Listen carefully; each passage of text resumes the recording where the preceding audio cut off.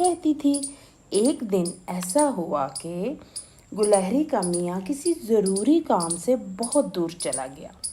تو اس کے جانے کے بعد جنگل میں بہت تیز طوفان اور آندھی چلی۔ آندھی آنے کی وجہ سے جنگل میں بچوں بہت سے درخت ٹوٹ کر گر گئے، اور پیپل کا وہ درخت بھی ٹوٹ کر گر گیا جس میں گلہری رہتی تھی۔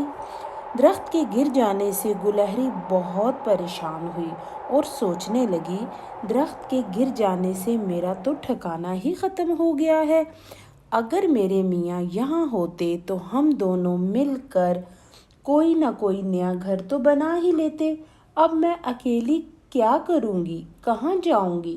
تو بچوں، تب ہی وہاں پہ ہرے رنگ کا ایک طوطا آ گیا اور کہنے لگا، ارے گلہری بہن، لگتا ہے تم اس درخت کے گر